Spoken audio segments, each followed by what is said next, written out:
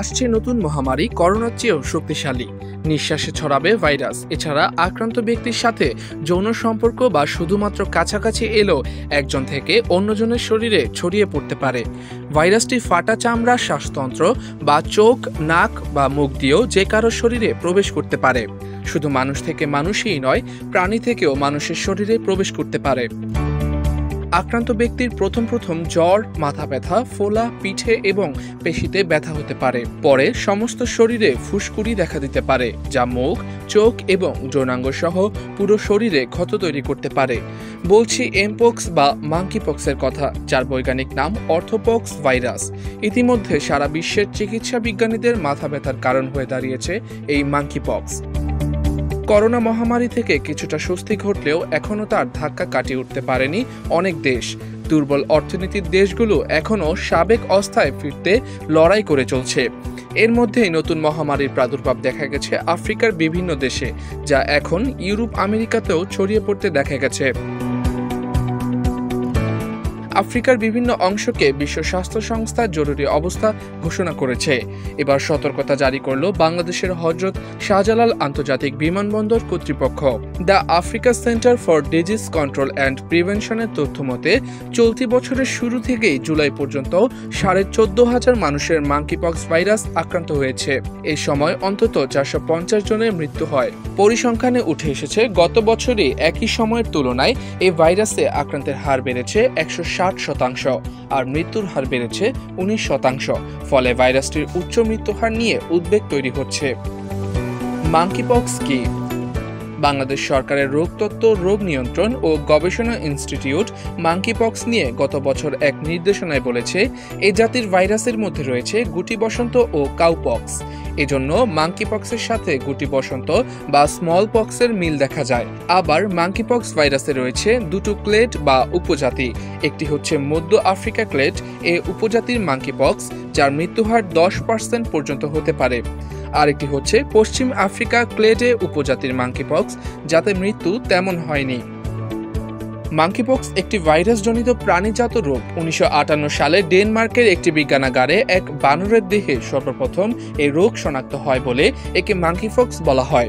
এই নামটি বদল করে নতুন বৈজ্ঞানিক নাম দেওয়ার জন্য বিশ্ব স্বাস্থ্য সংস্থা উদ্যোগ নিয়েছে, কারণ এই নাম থেকে মনে হতে পারে শুধুমাত্র বানরেরই এই রোগের জন্য দায়ী, যা সঠিক নয়। এই রোগটির প্রাদুর্ভাব 1970 সাল থেকে প্রধানত মধ্য ও পশ্চিম আফ্রিকার 11টি দেশে দেখা যায়। এশিয়া এবং আফ্রিকার মতো যে দেশগুলোতে সাধারণত এই ভাইরাস দেখা যায়নি, এরকম প্রায় 100টি দেশে এটি ছড়িয়ে পড়ে। তবে ঝুঁকিপূর্ণ গোষ্ঠীগুলোকে টিকা দেওয়ার মাধ্যমে তা নিয়ন্ত্রণে আনা হয়। মাঙ্কিপক্সের লক্ষণগুলো কি? গুটি বসন্তের একই গোত্রীয় ভাইরাস হলেও এমপক্স সাধারণত অনেক কম ক্ষতিকারক। এ রোগে আক্রান্তদের প্রাথমিক লক্ষণগুলোর মধ্যে রয়েছে জ্বর, মাথা ব্যথা, ফোলা, পিঠে এবং পেশিতে ব্যথা।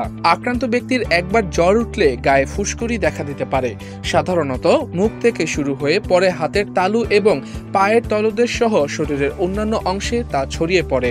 অত্যন্ত চুলকানো বা ব্যথাদায়ক এই ফুসকুড়িগুলো পরিবর্তন হয় এবং বিভিন্ন ধাপ পেরিয়ে স্ক্যাব বা গোল গোল পুরু আস্তরে পরিণত হয়ে অবশেষে পড়ে যায়। এর ফলে দাগ সৃষ্টি হতে পারে। সংক্রমণের 14 থেকে 21 দিনের মধ্যে এটি নিজে নিজেই ঠিক হয়ে যেতে পারে। তবে ছোট শিশু সহ ঝুঁকিপূর্ণ গোষ্ঠীর জন্য কিছু ক্ষেত্রে এটি অত্যন্ত মারাত্মক। এর আক্রমণের কারণে গুরুতর ক্ষেত্রে মুখ, চোখ এবং যৌনাঙ্গ সহ পুরো শরীরে ক্ষত তৈরি হতে পারে। কিভাবে ছড়ায়? এমপক্স সংক্রমিত ব্যক্তির সঙ্গে যৌন সম্পর্ক, সরাসরি সংস্পর্শ কিংবা আক্রান্ত ব্যক্তির কাছাকাছি এসে কথা বলা বা শ্বাস নেওয়ার মতো ঘনিষ্ঠ যোগাযোগের মাধ্যমে এটি একজনের থেকে অন্যজনে ছড়িয়ে পড়ে। ভাইরাসটি ফাটা চামড়া, শ্বাসতন্ত্র বা চোখ, নাক বা মুখ দিয়ে শরীরে প্রবেশ করতে পারে। ভাইরাসে দূষিত হয়েছে এমন জিনিস যেমন বিছানা, পোশাক এবং তোয়ালে স্পর্শের মাধ্যমেও এটি ছড়াতে পারে। বানর, ইঁদুর এবং কাঠবিড়ালির মতো কোনো প্রাণী যদি এতে সংক্রমিত হয় আর কেউ যদি ওই সংক্রমিত প্রাণীর সঙ্গে বেশি কাছাকাছি আসে, তবে তিনি এতে আক্রান্ত হতে পারেন।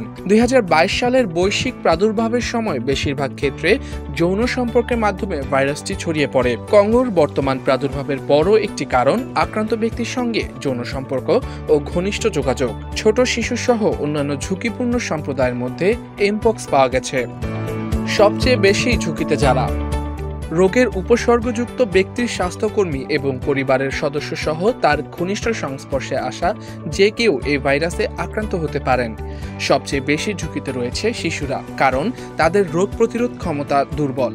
ফলে রোগের বিরুদ্ধে তাদের লড়াই করা বেশি কঠিন হয়ে যায়। কিছু বিশেষজ্ঞ মনে করেন, ছোট শিশুরা যেভাবে ঘনিষ্ঠ হয়ে খেলাধুলা করে এবং একে অপরের সঙ্গে মেশে, তার কারণে ঝুঁকি বেড়ে যায়। এছাড়া গর্ভবতী নারীদের এই রোগের আক্রান্ত হবার ঝুঁকি আরও বেশি বলে জানিয়েছে গবেষকরা। এর থেকে বাঁচতে এমপক্সে আক্রান্ত কারো সাথে ঘনিষ্ঠ যোগাযোগ এড়িয়ে চলতে হবে এবং ভাইরাসটি যদি আপনার আশেপাশের কারো থাকে, তবে সাবান ও পানি দিয়ে আপনার হাত পরিষ্কার করতে হবে। সব ক্ষত সেরে না যাওয়া পর্যন্ত এমপক্সে আক্রান্ত ব্যক্তিকে অন্যদের থেকে বিচ্ছিন্ন রাখা উচিত। বিশ্ব স্বাস্থ্য সংস্থা বলছে, সুস্থ হওয়ার পর 12 সপ্তাহ পর্যন্ত যৌন সম্পর্কের সময় কন্ডোম ব্যবহার করতে পারেন।